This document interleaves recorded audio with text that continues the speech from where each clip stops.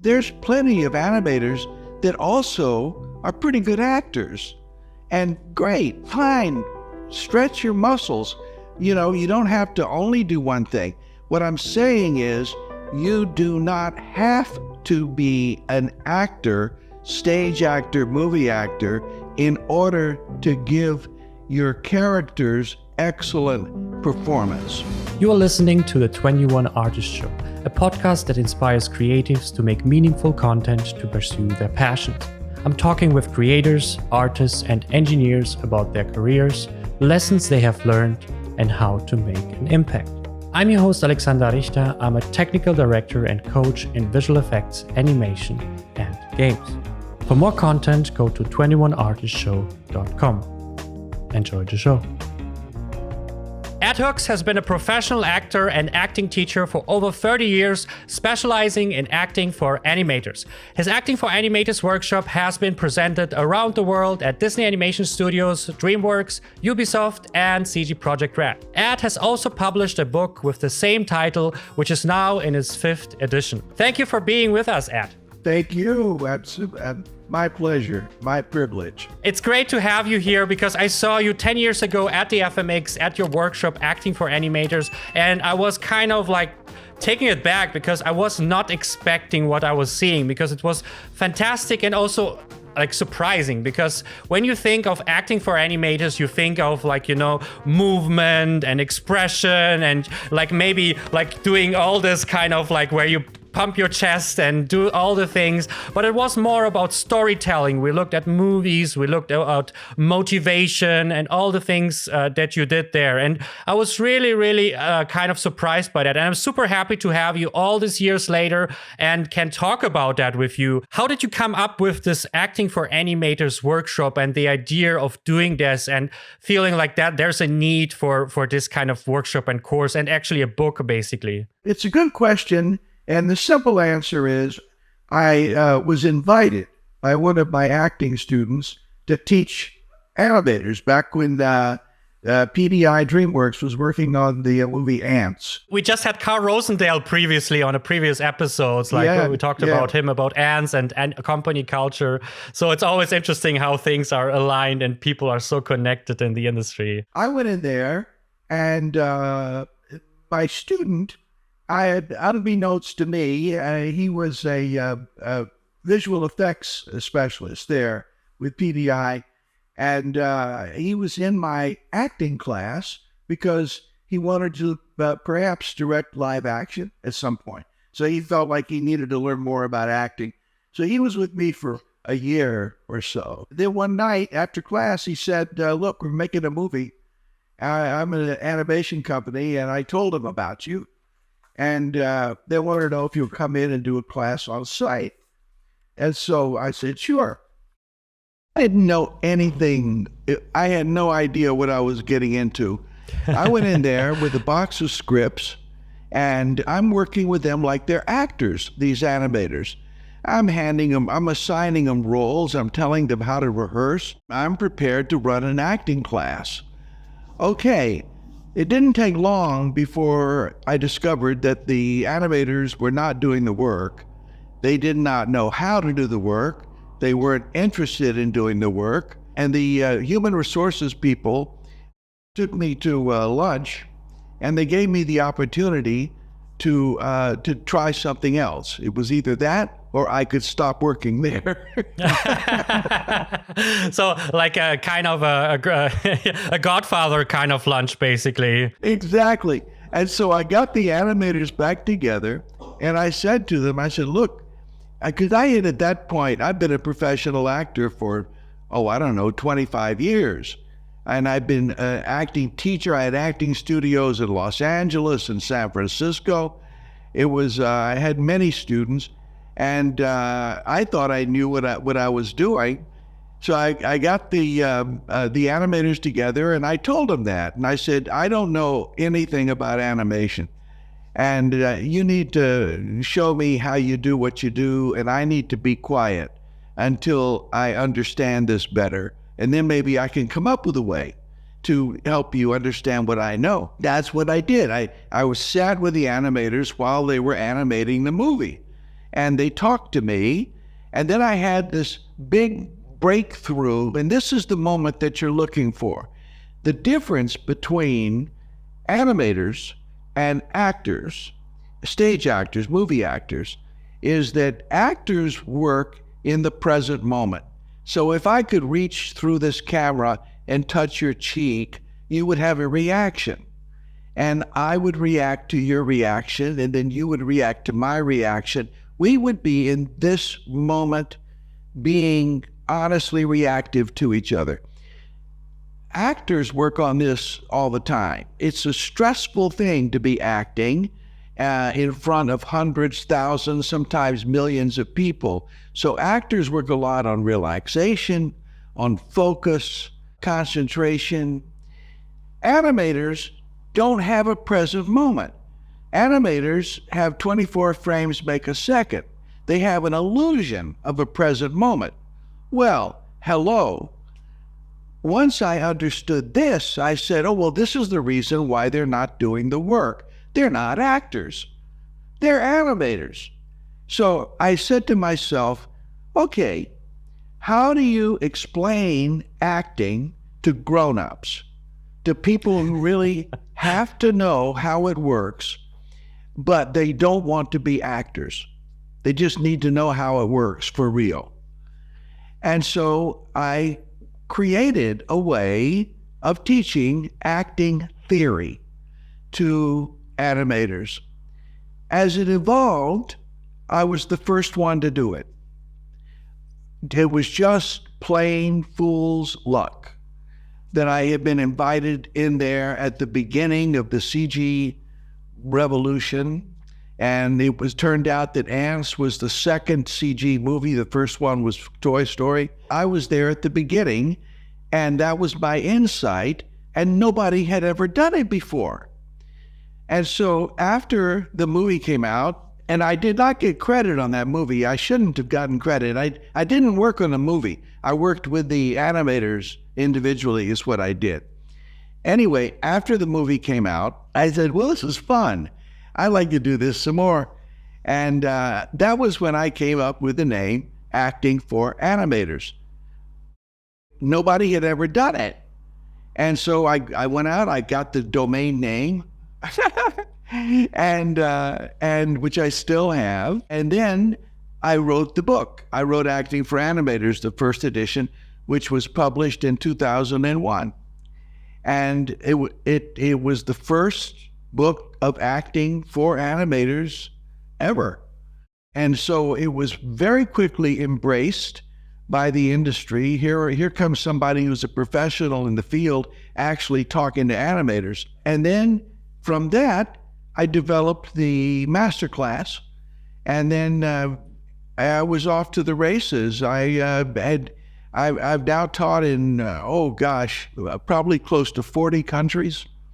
It's been Mr. Toad's Wild Ride. I saw the list says very long on your website, basically. Very long. So this is what I've just been very lucky. I'm a very, very lucky guy to do what I do. I've worked with some of the best animators in the world. I get notes all the time from people that work on these big projects, and they'll say, take a look at this scene, take a look at that scene, and see if I tried to apply this. And it's very satisfying. I'm a lucky guy to do what I do. So that's been it. I've been doing that now for 20 years. Yeah, it's super interesting because I saw you around 10 years ago at the FMX, and I saw that you did this year again at the FMX. So you're a constant basically on that. But again, it's like every generation, every year, there's new animators who go into the field. And I think similar to Jahirul, who does the Cave Academy thing, I think we believe, you and I and Jahirul, we believe into the fundamentals of things. We don't believe into just, copying other like animations or visual effects or whatever. It's more about going back to like something that is outside of that. When you do lighting, go into the real world and learn how to light there, and then go back to CG with all the opportunities, but still the same principles, with just a little bit difference. Obviously, the engine cannot do exactly what you do in real life because it's still calculated. And the same thing, I think, applies for animation. It's like if you just look at other animation movies as your go-to, learning experience, I think you end up just copying and Exactly. and then it kind of dilutes through time, because you can see that nowadays on like the modern Netflix movies. They do this, you can see the images that you are familiar from the 90s and 80s and stuff like that, but they have no punch. Exactly. They all look color graded like something you are familiar, but it has no meaning. They all move and frame and do things, but at the end of the day it feels hollow because they just copied their favorite movies, their favorite actions, their favorite animation. And so like coming and seeing that was such an inspiring thing. If you see animators work basically, and they often, or basically everyone does like reference recordings. Yeah. They all play it out. Like how much acting do you actually need as an animator? Because even also just for your reference or your understanding to do that, because you said they don't really live in the present. They live kind of in the past recordings and the past voice and kind of storyboards and stuff like that. So they don't have the moment to play with. But how much acting do you need to bring to yourself to really like enhance your animation, basically? It's a really good question. I think that to be really skilled with acting, whether you're an actor or an animator, you need to be a good editor. You need to be a good critic. You need to be able to see when acting is good and when it's not, when it's working, when it's not. Aristotle said in the Poetics, every human action has a purpose. If you understand that, you're halfway to understanding acting, because really what you're doing all the time is you're saying to the character, who is the actor in an animation, what are you doing?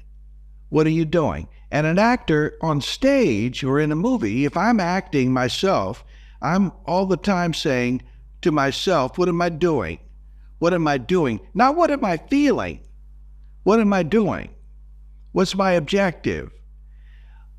Walt Disney said in his 1939 memo, a 16-page memo about acting training, animator training, if there was animator training, which at that time there was not.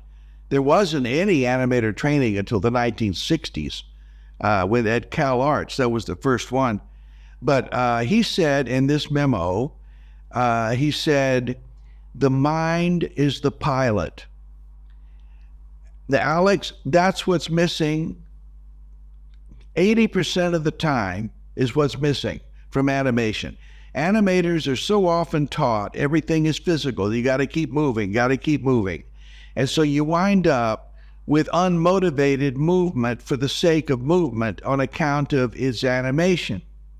I understand that you got to keep moving, that animation is movement. I know this, I understand. However, everything is controlled out of the brain. And it is, the wisdom is animate the thought. Animate the thought. That's probably the most important thing to remember. Once you start down the pathway, when you're trying to really get credible acting in your performance, is to animate the thought, okay? And the physical part will follow, is the best way to do it. In the early days of animation, before there was sound, what they did was they copied live action. They copied Charlie Chaplin, Buster Keaton, and these people who were geniuses. But they were wonderful actors, but those guys were mimes, M-I-M-E. They were miming because they did not have sound available to them. And so what they would do is they would do things. Okay, they would do things like this, and cartoons copied that because there was no sound. Unfortunately, today, a lot of animators are still doing that, and we have plenty of sound. You don't need to be a mime anymore. You need to say, what is the structure of the scene? What am I doing? What is the character doing? I mean, at the end of the day, I think that is the thing that you see with a lot of modern animation and even animation reel. It's always this, hello, ad, how are you doing? I'm doing good. And how are you? You know, and it's overacting, and it's basically, and it explains where it comes from, because it comes from older times where people were doing this when they were like shocked and stuff like that, where modern audience is just also so like used to more detail, obviously more detail of the image, more everything is like more detail. We can see things. It's not theater. We don't have to, you know, like guess like in terms of pixel what is the eyes doing or something. We have like 4K and so on. So we see everything, and we're nowadays mostly like watching TV, like it's comparable like to theater, and so I think there is a little bit of this explanation of why it's still so much extreme, basically. But the question is also like, how would you say, like, if you are starting as an animator, would you say, oh, I would recommend you to do acting classes, to go perform a little bit, like, you know, don't become an actor or something if you don't want to, but do it. It's a little bit like if you become a lighter, it's very beneficial if you become a photographer, because you go around, you photograph, you understand lighting and framing and stuff like that. So how much would you say is that influence, or would you say like, no, it doesn't really matter, it's more learn the principles and you don't need to go into acting in itself, basically? If somebody is, you got to get up and act in an acting class, okay? A lot of animators are shy. Yeah. Like some would say nerdy a little bit. I've had some famous animators in some of my classes. I couldn't get them out of their chair with dynamite. If somebody's going to take an acting class, they're going to have to get up and act. And this is, acting and animation are two different art forms. The animation is a visual art form. Acting is a performing art form. They have certain overlapping aspects, but they're different. And animators, I say, if you want to take an acting class, by all means, take them. Do it. Maybe you like to do some plays. Maybe you'd like to act in some student films or independent films. If there's plenty of animators that also are pretty good actors, and great, fine, stretch your muscles. You know, you don't have to only do one thing. What I'm saying is, you do not have to be an actor, stage actor, movie actor, in order to give your characters excellent performance.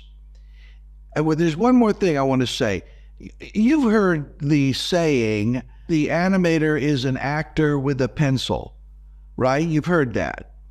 Okay, everybody knows this. The animator is an actor with a pencil.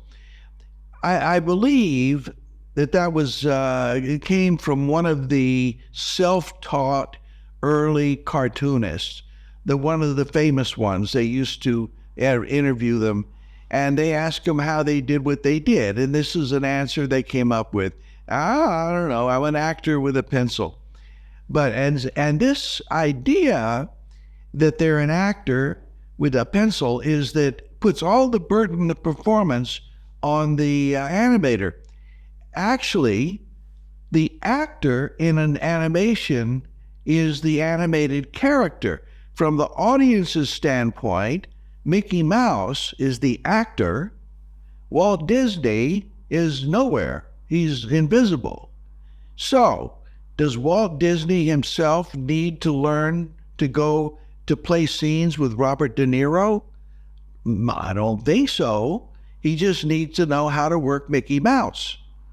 And so I think that the model that's the most useful one for animators is that your relationship with your animated character is one of empathetic direction.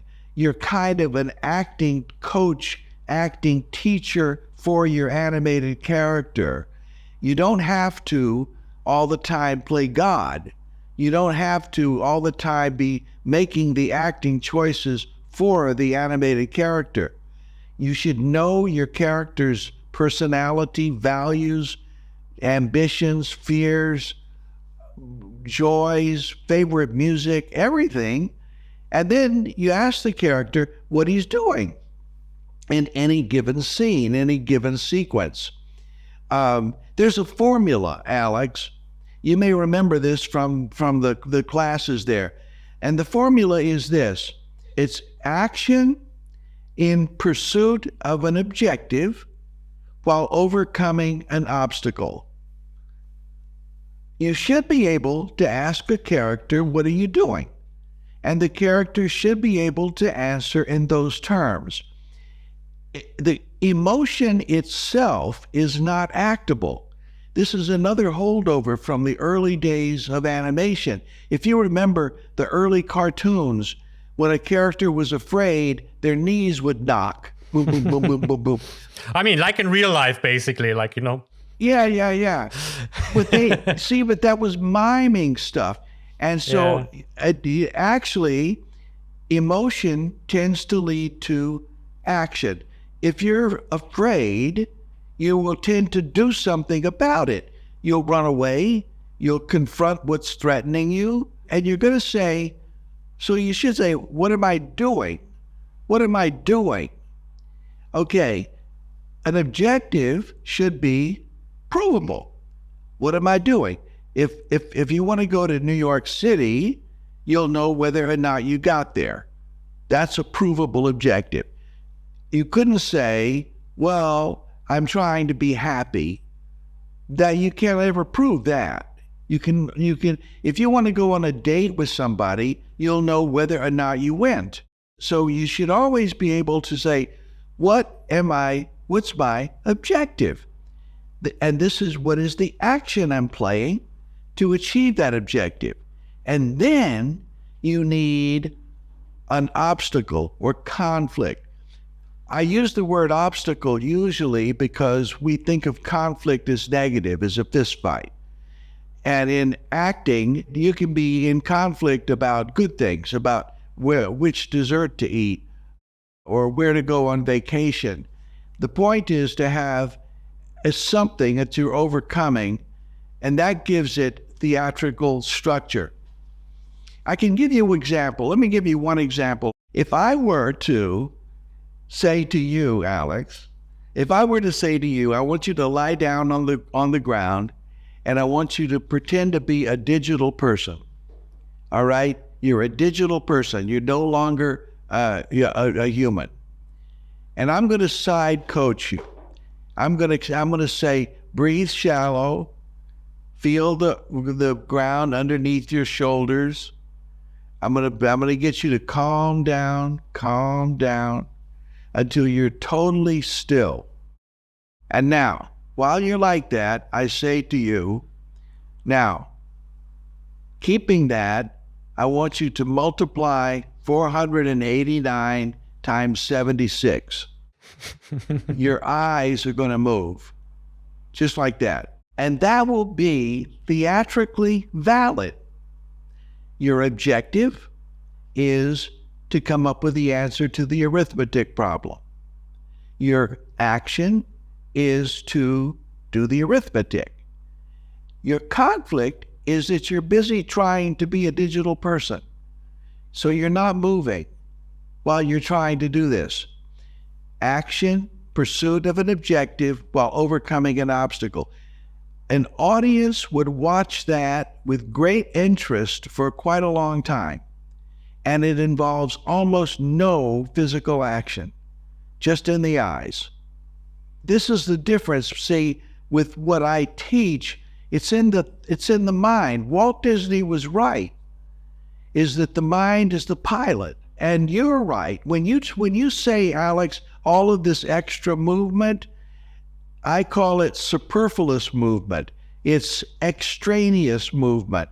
It's unmotivated movement. Unfortunately, many new animators are taught out of the starting gate to do that. And then here comes Ed Hooks, and I say, no, hold the phone. And then they have to decide, well, how do I do this? How do I balance this? This is the challenge I have. I'm speaking for me personally. When I look at a room full of animators, this is what I'm dealing with people that already are doing something that needs to be adjusted. They need to factor in the mind. A lot of times, animate the thought. The power is in stillness. The movement surrounds stillness. We want to see the mind. A friend of mine named Bay Rate was the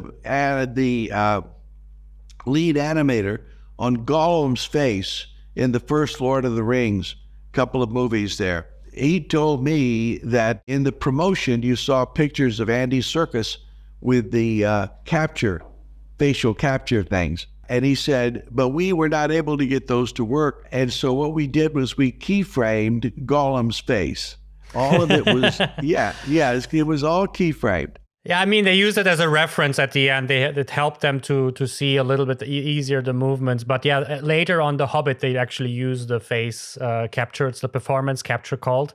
But it's very interesting because you think like all that is like Andy Serkis or whatever, but is actually a lot of animation and animators in the background, like moving along. You bet. Well, so what Bay told me, I'm going to tell you this. He told me a trick that they used, and it's so brilliant that I must share this.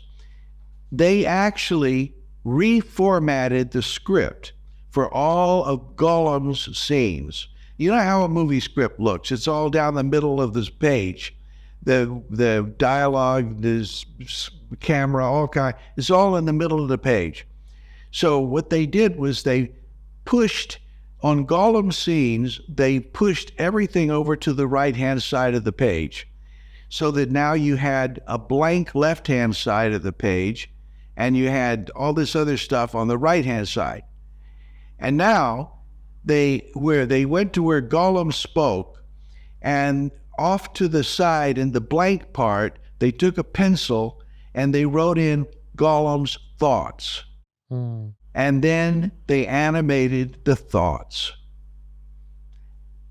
I don't know why this is not a required step in every CG pipeline. I mean, totally right. Like I love that. Like when I saw your videos about like also comparing real like actors and animators. Basically, you often don't have the whole script. You often are working in a sequence. You often work with other people's like voices, and so it's like you sometimes, I feel to some degree you feel maybe a little bit not empowered enough to go into the depth, or maybe also time-wise you don't. So I think there is like multiple things, but I love the idea of focusing, even as an animator, even if you are not in control of the situation in terms of, you are not in control of the story, you're not in control of what is said, probably, an actor will probably record that beforehand. Someone tells you more or less what will happen in the scene, but there is a lot of detail that can end up, making a difference between this and very subtle actions. I would love to share with you a specific story that I saw, and it's one of my favorite when it comes to the internal factor and how much it can influence the acting, the animation, and the story itself. So there's basically a documentary about Hayao Miyazaki, 10 years with Hayao Miyazaki. I'm not sure if you saw that one. It's really great. It's very kind of uncut. It's like the old ones where they just follow, and he actually disliked that they are there, and you can see him argue and so on. And on episode 3, there was this anime basically from Up on Poppy Hill. Are you familiar with this one? That you saw?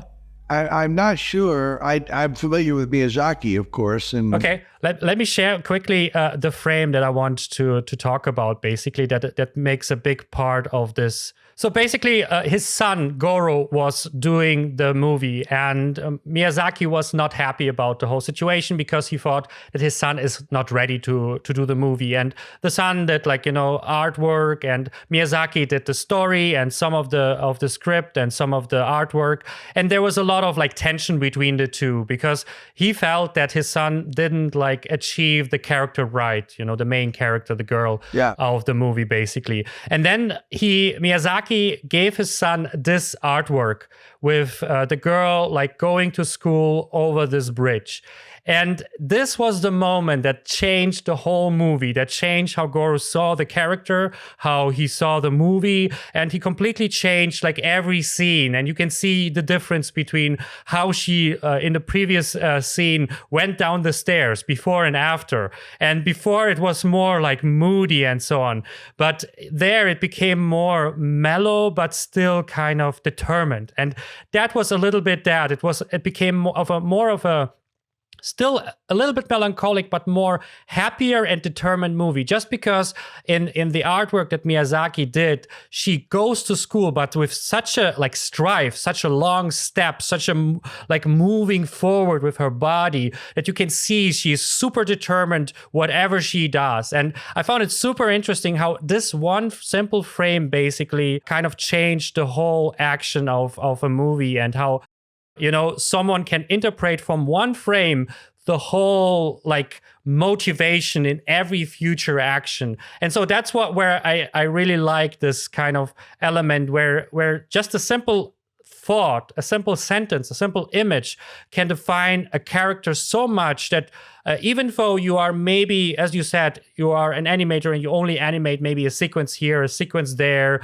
a shot here, a shot there, you can still bring the same motivation, whatever they do. If they eat, if they fight, if they are angry or sad or something, you just understand the main way of expressing yourself, bringing your thoughts to the outside, and then mix it with an action that they actually have to do, like moving or eating and stuff. And so I think there is something that every animator does to some degree. I don't think everyone is just completely ignoring that, but maybe not as much as they are focused on what they hear, hear from the actor, hear from the assignment, basically. And so I think there is this thing of maybe focusing more on the internal dialogue and motivation that really ramps up your quality of your animation. One thing though to keep in mind is that acting has almost nothing to do with words. It's I can tell you as an actor myself, when I meet people who are not in the biz, one of the first things they'll ask is, how do you remember all those lines? They think that's what acting is all about, is remembering all the lines and then being natural. What I want to say is acting is a very elusive art form because when it's very, very good, it is invisible. And so the people watching it think you're not doing anything. They think, oh, he's just real. Actually, good actors are really working because of the structure. What am I doing? Action, objective, conflict. It's really good actors are always active and in this way, but people they don't see the craft to it. Because what they see is the final product. And I think that acting needs to be this drama and this action and this anger and this extreme emotion. And that's the Oscar, basically, that's the one that delivers that. But yeah, I agree. It's my favorite scenes are, I think you mentioned that in your course where you talk about a specific element of acting. You called it psychological gesture reflects a deeper emotional truth. And I think my favorite gesture on that is if someone struggles with a loss and they're not a character who are, basically in themselves. Maybe they're an aggressive, direct character and you see them not acting at all. They literally are just there. You can see it in the eyes, maybe in smaller like touches or whatever. I recently saw Shogun, and in the last episode, there was a loss for the main character who was a brush British surrounded by Japanese in the like 16th century, basically. And he's like the opposite, like, the colored bird to the gray emotions of the Japanese, and he learns to become more confined with his emotions. And then when he has like the biggest loss, he is the opposite of what you think he will be. He will not like throw things around and explode. And that, because you saw him for multiple episodes explode for the weirdest things, but when it hits him the hardest, he actually like goes back to what he learned from the Japanese. And also like you can see that this is so numbing to him. Yeah. That you can see that he fights not to act, not to react to his emotion. And I think that is much more powerful than if he, like would run around and smash things, punch people, drink, and so on. So I really, really like that part, basically, because I see that also as the most impressive emotion, the non-acting to some degree, basically. Well, there's two things here that I'd like to say. One is, when animators are working on a project, they should know who their intended audience is. Okay? It makes a big difference if you're animating something that's intended for children, or if you're animating something that's intended for adults. Okay, now you're going to hear people say, this is for everybody, this is for the entire family. However, that is often not the case. You wind up with a movie like Up, Pixar's Up. The first half of that movie is for adults, and the second half of it is for kids. It's a hybrid. They did the same thing with the movie WALL-E. It's the first half of it is for adults, second half of it's for kids. And then they'll say, well, this is for the whole family. Well, not really. It is possible. Toy Story movies were, I think, good for the whole family. Walt Disney, in his early movies with Snow White and Pinocchio and all of those, he was actually making movies for kids, and then he charmed the adults into watching them also. So if you watch Snow White, as I have about 100 times, it's almost impossible to watch that thing with an adult mind. You start watching Snow White, you become 10 years old again. Same thing with Pinocchio, same thing with Dumbo. All of them, same thing. You become a kid. It is possible. Monsters Incorporated works, I think, for all of the whole family. But in general, I teach that animators are storytellers and shamans, that you're talking to the tribe through your acting, through your performance. You're talking to the tribe. And you need to know, is this a story for the adults in the tribe? Is this one where I want to talk to the adults, let's put the kids to bed? Or is this one for everybody?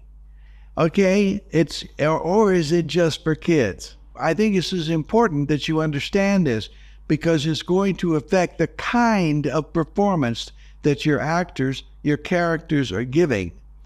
With younger audiences, they're more archetypal. Villains act villainous, heroes act heroic.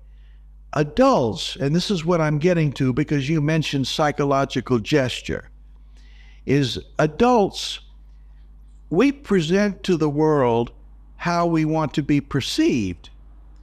And we lie, us adults. Adults understand that a villain may not look like a villain. He may not be twirling his mustache and kicking babies down the stairs. A villain may look like your priest, your rabbi, may look like the next door neighbor. Every person is the hero in his or her own life, including the villains. Everybody thinks they're a hero. So we put forth to the world, how we want to be perceived. And we don't share our true feelings too easily. This is adults. So if you've got something for a young audience, you want to let the emotions show more honestly, more blatantly. But with adults, you want to cover them more. And this is where you get into your psychological gesture. You know how it is, Alex. You'll be having a terrible, no good, awful, very bad day.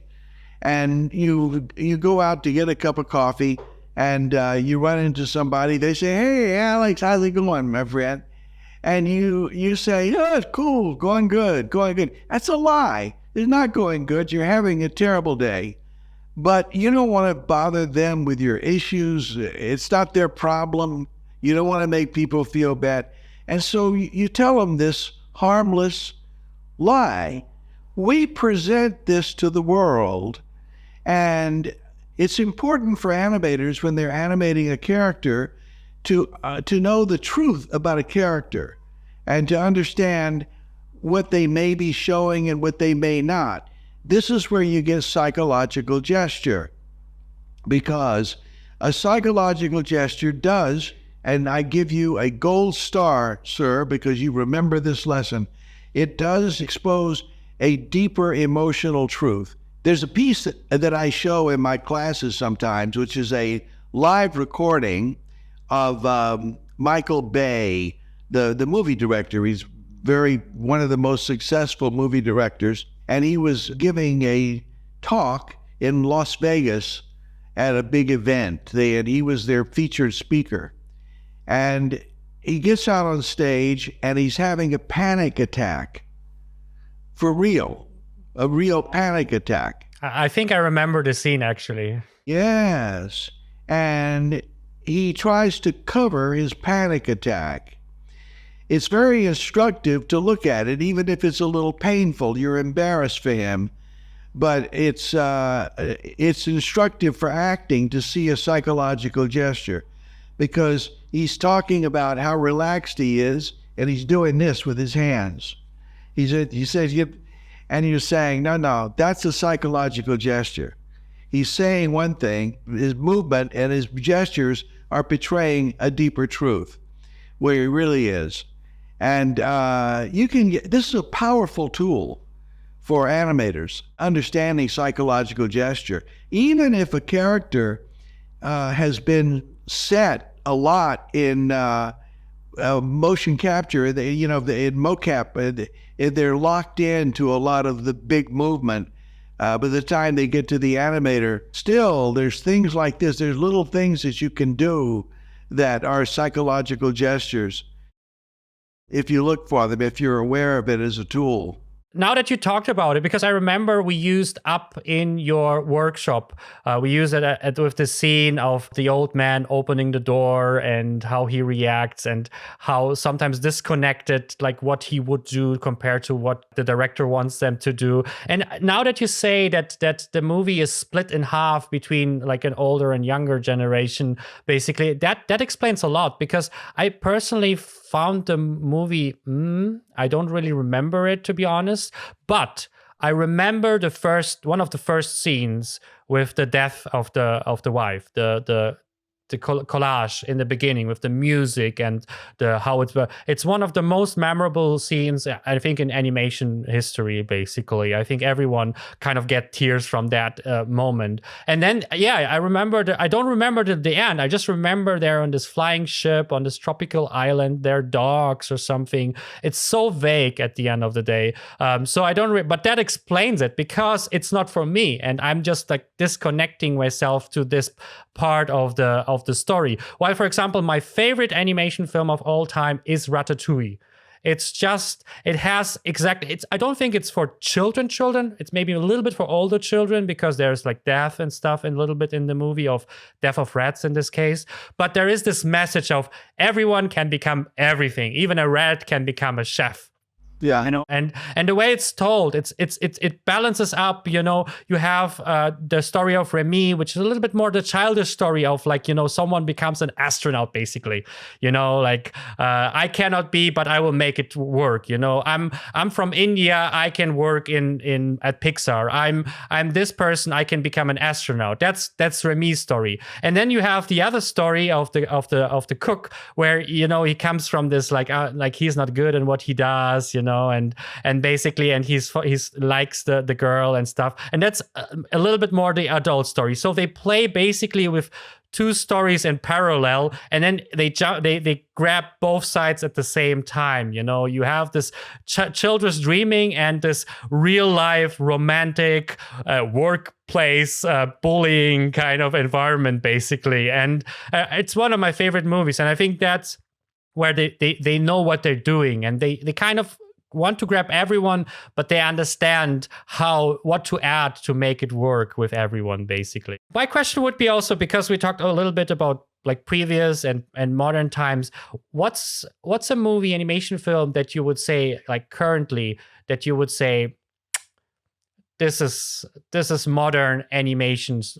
this is modern, where people understand the characters, where they know how to animate them, they show something that is not mimicking from previous times, and they just arrived at the modern age. Well, I'm a fan of Guillermo del Toro, and his Pinocchio, I think, has quite good performance and depth, and of course that's all stop motion. I think that's quite good. I love the movie Coraline. Of the ones that are out right this very, very moment,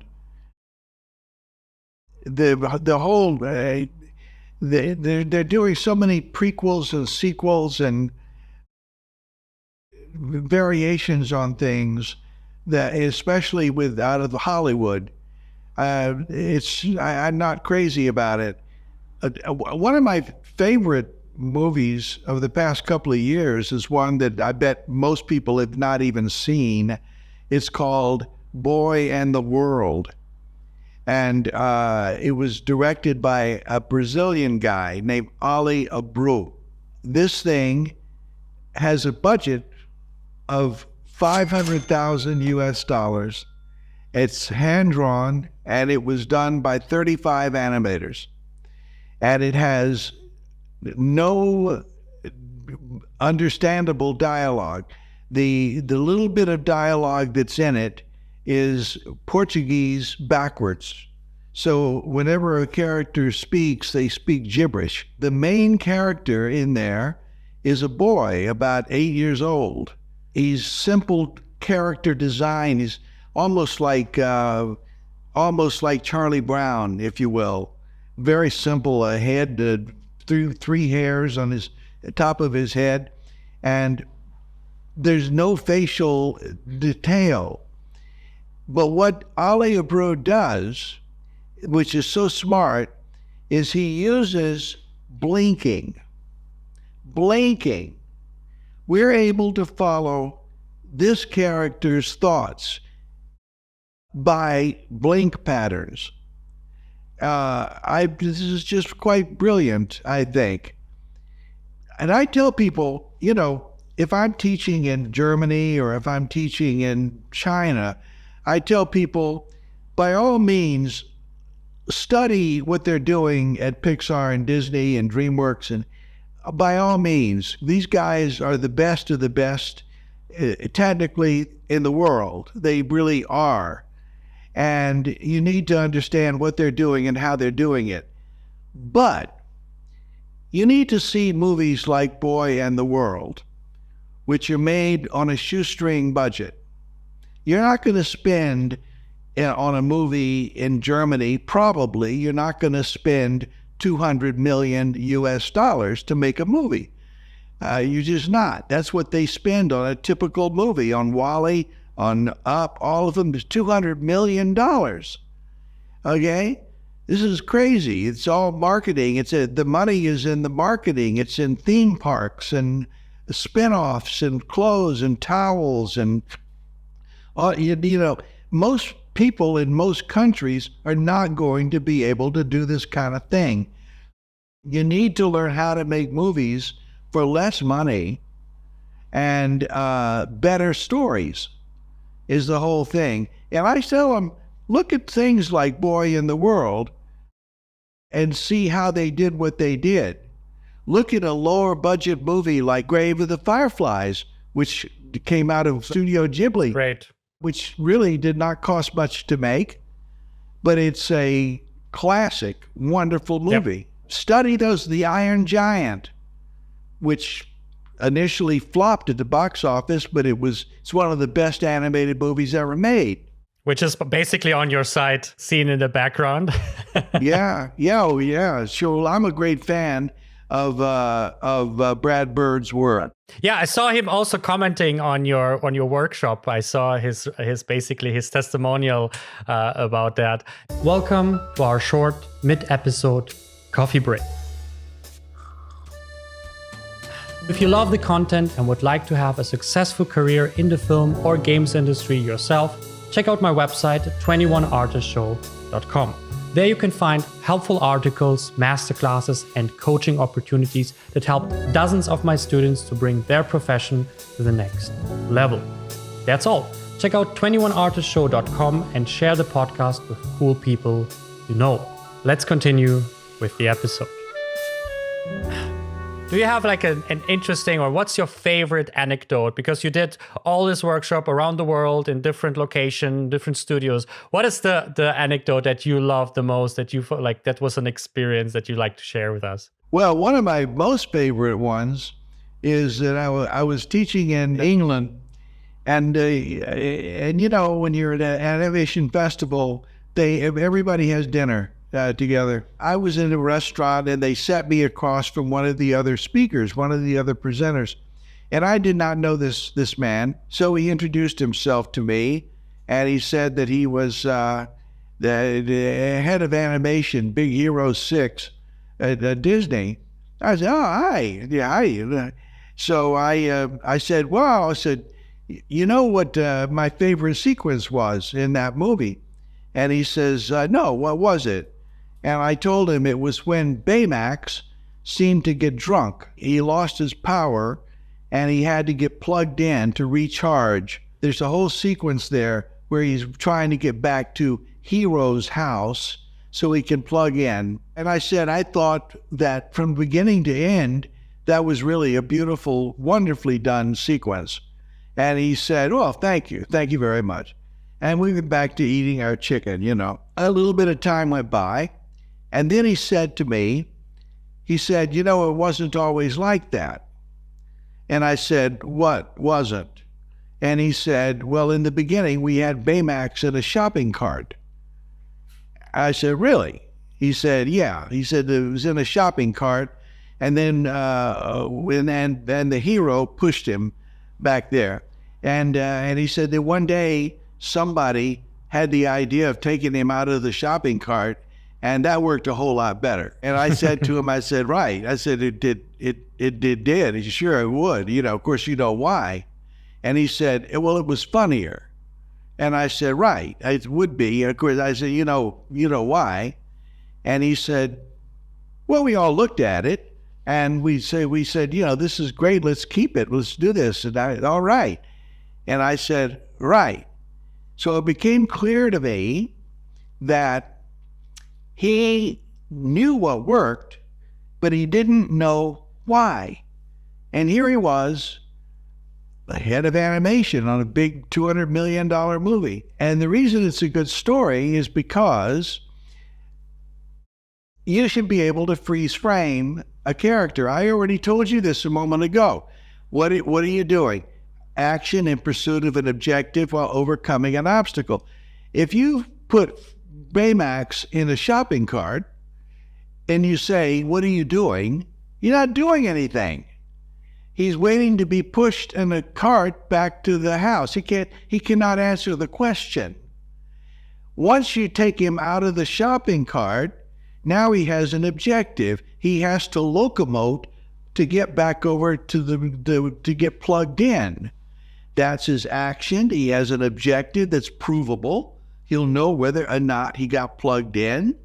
And he has conflict because the more that he walks, the more power that he loses.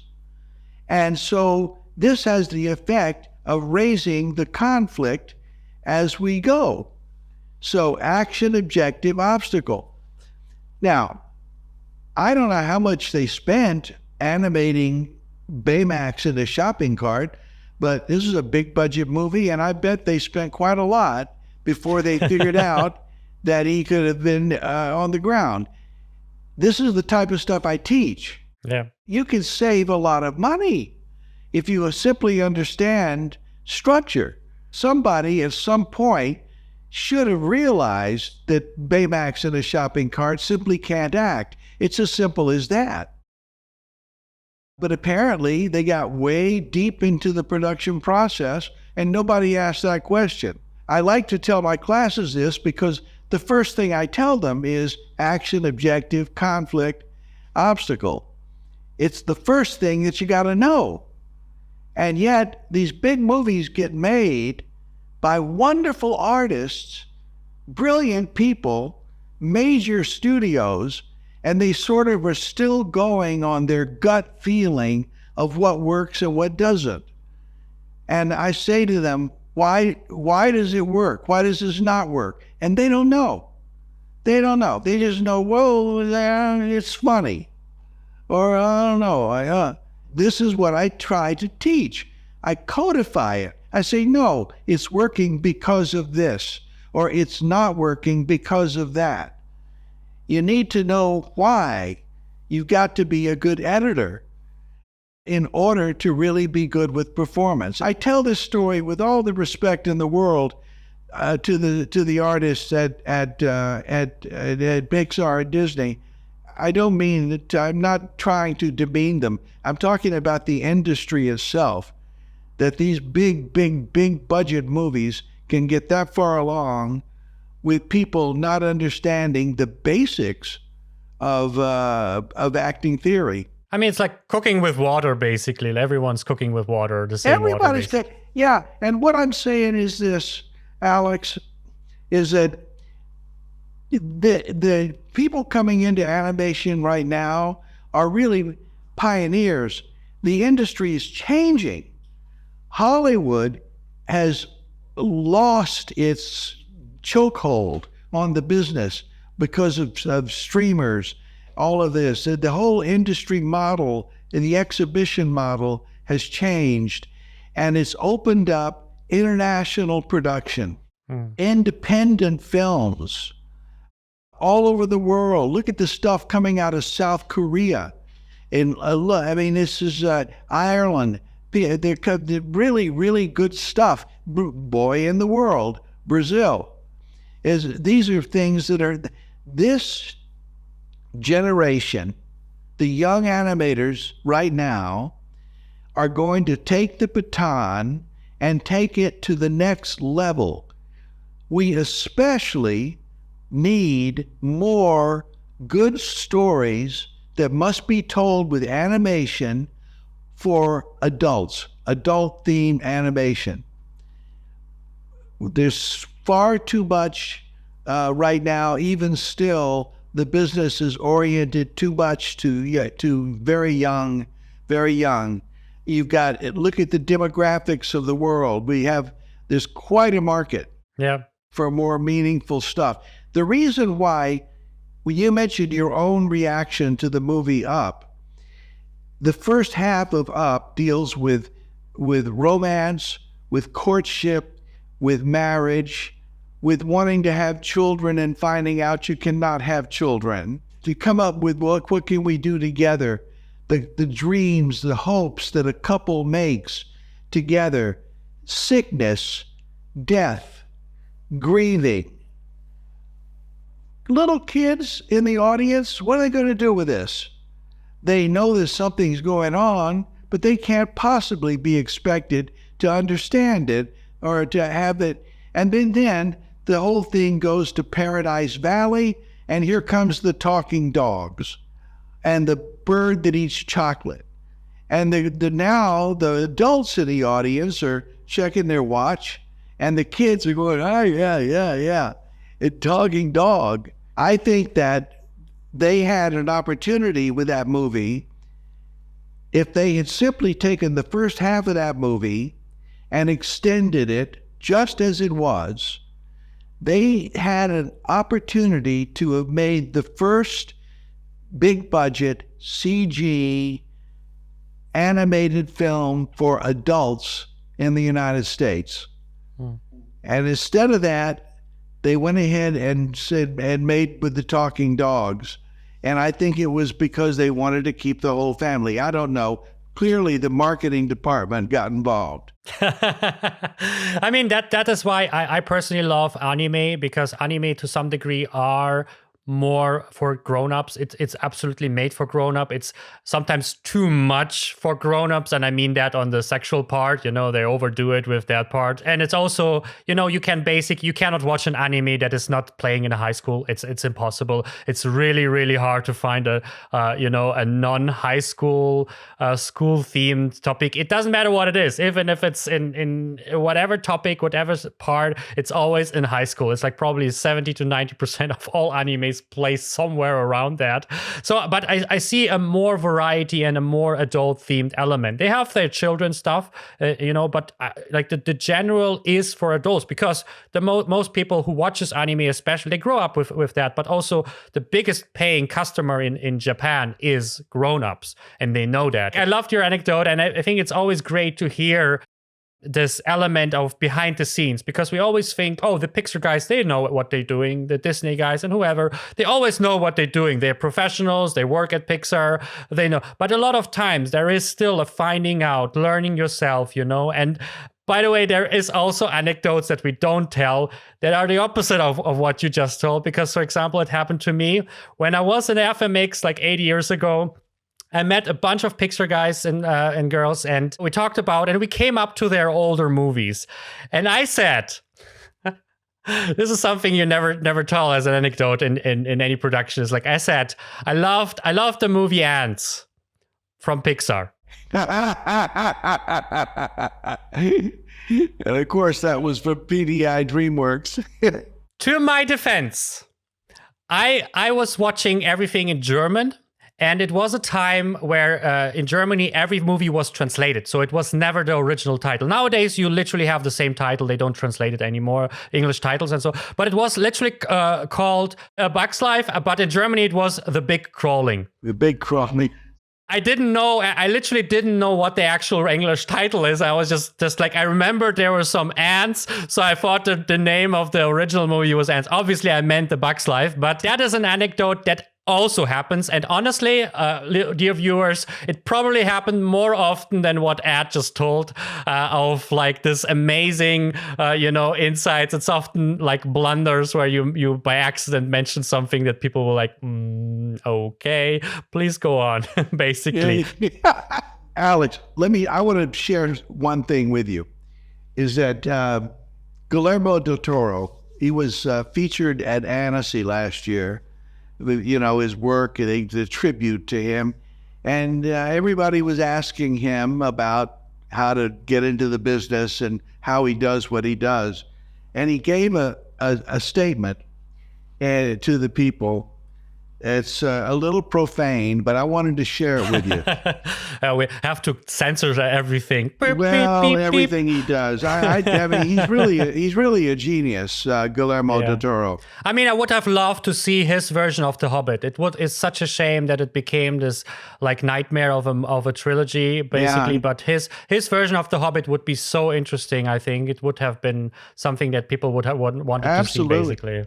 Well, he's also The Shape of Water, the thing he did, the live action one with Sally Hawkins. Boy, that's just brilliant work. Anyway, let me read you this, what he said. He's talking to the people there about the current state of feature animation. This is just last year.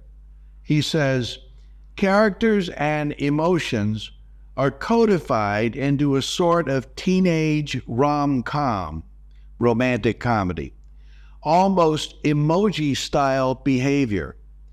He added, if I see a character raising his fucking eyebrow or crossing his arms, having a sassy pose. Oh, I hate that shit. Why does everything, and why is it like they're all in a sitcom? I think it is emotional pornography. All the families are happy and sassy and quick. Everyone has a one-liner. Well, my dad was boring. I was boring. Everybody in my family was boring. We had no one-liners. We're all fucked up. That's what I want to see animated. I would love to see real life in animation. I actually think it's urgent. I think it's urgent to see real life in animation. Well, you can edit this for profanity. We're doing everything, and so you can say as much fucks as you want here. I agree. I mean, what am I to say here? I agree so much with his observation. And what the point is, the industry itself, the art form of animation is the most underappreciated, underused art form of the 21st century. It got co-opted by commercial interests. It got turned into promotions for theme parks and children and stuff. And it has not been developed for the adult audience. It's hit and miss, a little bit here, a little bit there. It's time, Alex. It's time. It's this generation. In my classes, I tell my students, you need to stand on Walt Disney's shoulders. Don't sit in his lap. What Walt Disney has done is done. People my age have done what they're going to do. You need to do something new. You need to take us to where we haven't been. You need to use the art form for what it can be used for. I agree with Guillermo del Toro. I think he's, as blunt as he is, I think he's absolutely correct. That's my favorite movies, actually, where not much is happening. I think all the happenings in the background. It's not in the big actions. It's all in the emotions.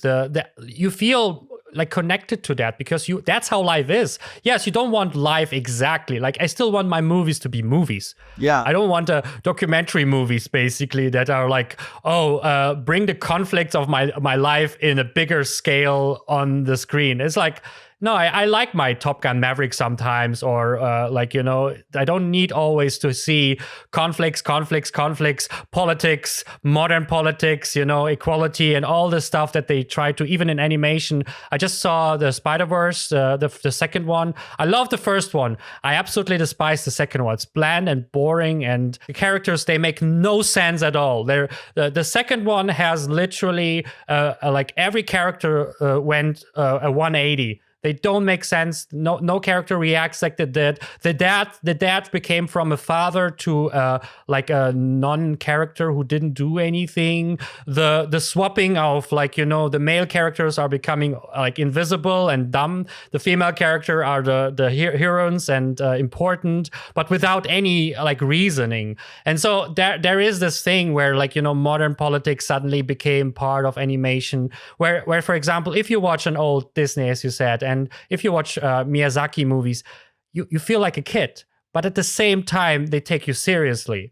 They don't like force feed you some over extreme emotions and this is for children and that's it. But because even if it's a childish or for children movie, it still tackles grown-up themes. They just hide it better, and like the two layers of storytelling. Where if you get it, you are, a grown-up maybe. If you don't get it, you still are entertained, basically. Yeah. And I think that is a really, really good thing. How I would like to kind of wrap up this is a few rapid questions, and I will use a few quotes from you. And what I would like you to do is I will give you the quote, and I just want you to kind of summarize what you mean with that in a few sentences. So if someone listens to the quote, they're like, this is what it means.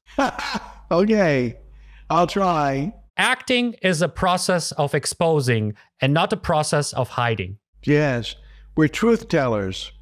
The best actors, the best performers are very introspective. You got to know a lot about psychology, your own psychology. Acting is doing. Acting has almost nothing to do with words.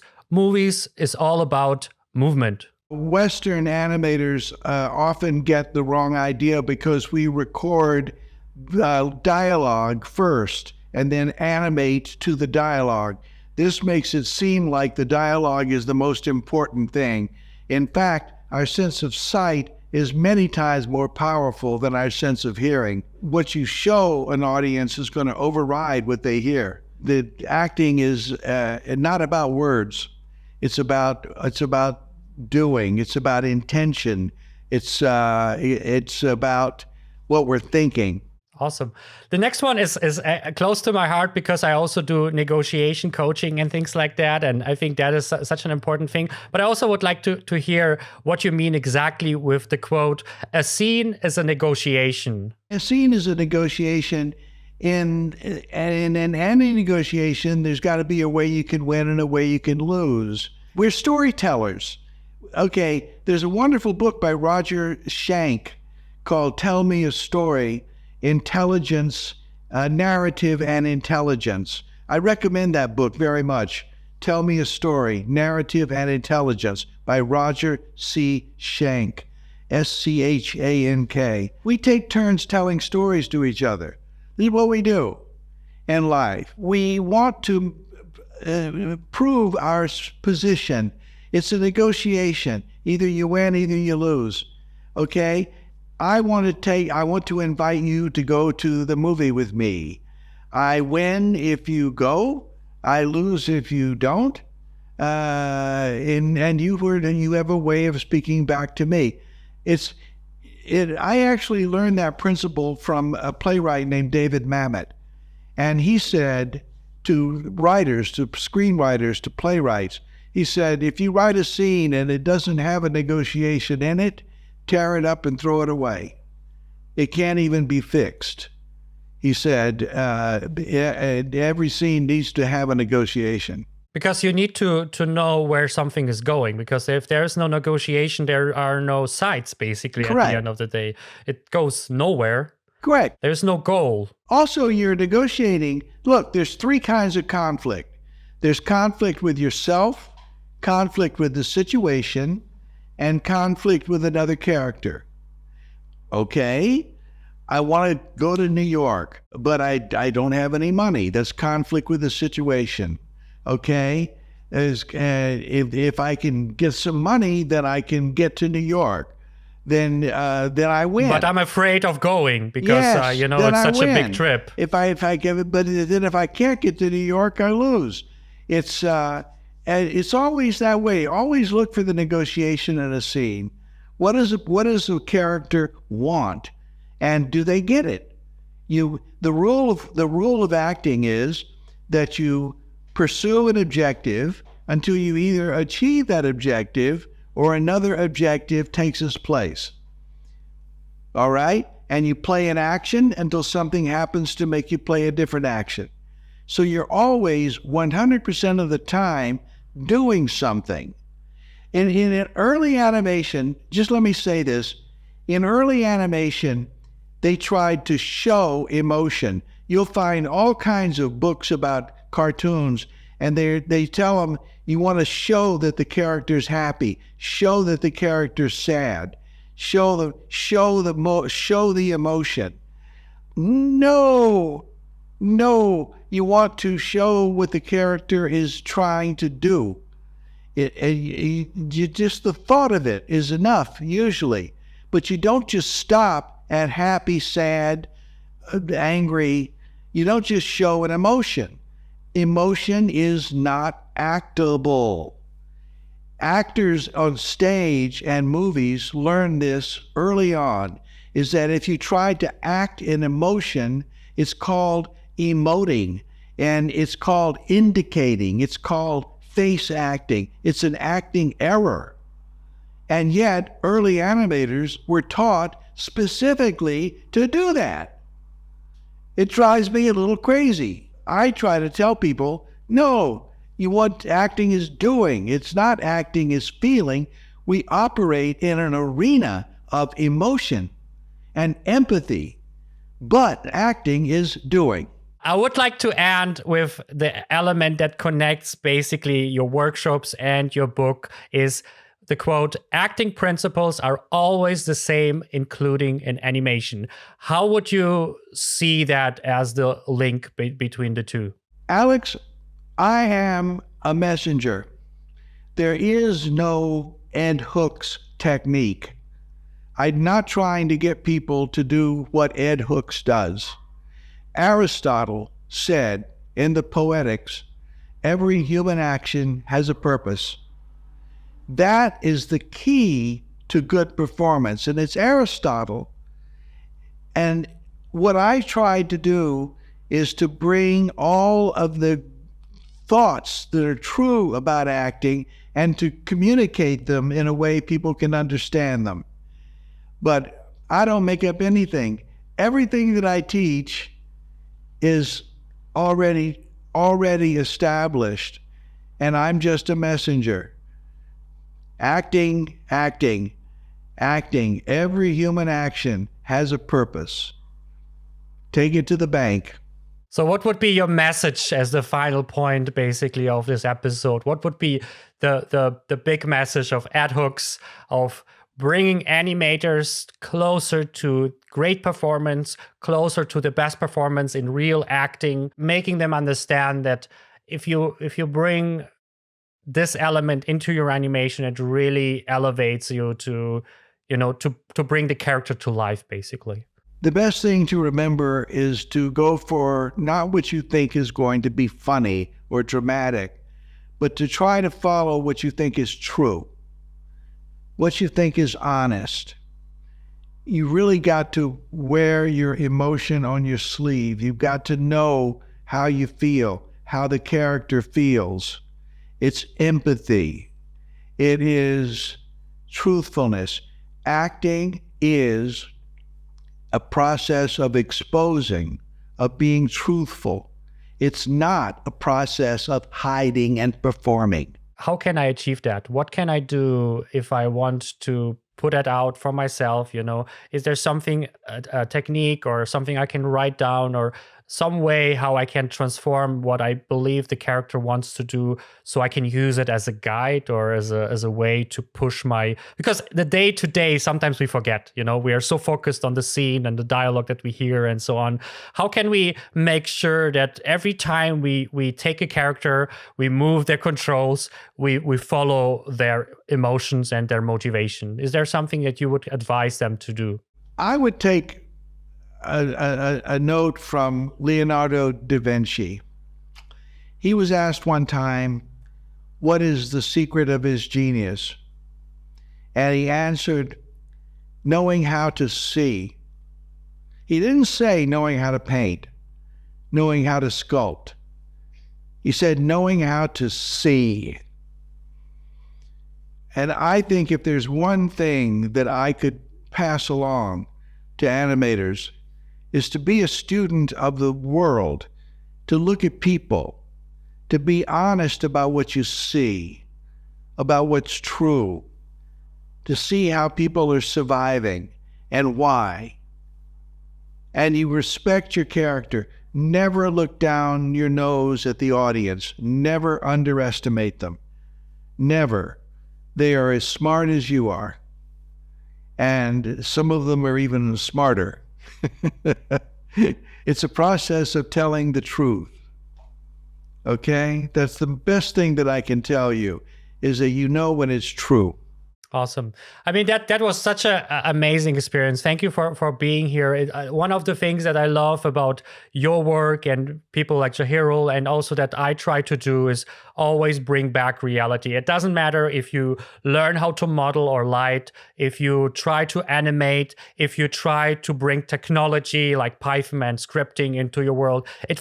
Everything follows the same principles. You can either learn it from copying another language, another model, another animation film, or you can go back and look at the world and observe the world and go back to fundamentals. Because at the end of the day, the big difference is if you look at the world, if you copy the world and understand the rules of the world, the principles, you can adapt to whatever situation you have. If the character changes, if it's a different movie, if it's a different situation, you can make it work. But if you only copy what you saw from Pixar or Disney or a model here, or you copy from another language that you learned previously instead of understanding what you actually do, then you will always be shoehorned into copying yourself and other people and not really exploring this character, the motivation. And then it can happen that you have this conflict of, hey, this character wouldn't do that. I'm, as an audience, I understand the character because I watched hours and episodes with this character,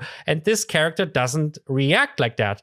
But if you don't get their motivation, if you don't follow the principles, I think it's easy to just, copy what you saw in another movie that they did. Oh, if they're sad, they're doing this. Oh, and if they're happy, they're jumping into the air, and then kind of ignoring the actual inner thought instead of because there's no tools to grab from, because the only tools that you have is the copies that you saw before. So you try to use that as your bridge, basically. May I add one thing? Of course. And that is something I haven't mentioned before. I did talk about action, objective, conflict. Regular reality is not the same thing as theatrical reality. Okay? In regular reality, we show 100% of everything. When you go to the supermarket, that's regular reality. When you walk down the street, it's regular reality. One thing that animators always should keep in mind is structure, is the craft, is that theatrical reality is compressed in time and space and is selected. And you have a choice always. Every moment of animation, you have a choice of what to show, of how to do it. Stick with structure. Trust your art is really probably one of the best pieces of advice I can give you. Learn your art, learn structure, and then trust it. Thank you, Atox, for being with us and teaching the next generation of animators how to bring a little bit more of the acting into their craft, and also for all the classes that you give. If someone is interested in joining you can always find them at the FMX every year, I think, so far. There are workshops out there, and also his book that just recently came out on the 5th edition, Acting for Animators. Thank you, Ed, for being here for us, and also helping us to understand how to become better, how to make better animation films, and how to become better animators. Well, it's my privilege, and I'm so happy to have been here. That's it with this week's episode of the 21 Artist Show. Thank you so much for watching and listening. This podcast is 100% ad-free, and to keep it that way, check out my website 21artistshow.com. There you can find exclusive access to awesome masterclasses and coaching opportunities to work successfully in visual effects, animation, and games. Just go to 21artistshow.com. And don't forget to share it with people who would benefit from that content, and tell them they're awesome. See you on the next episode.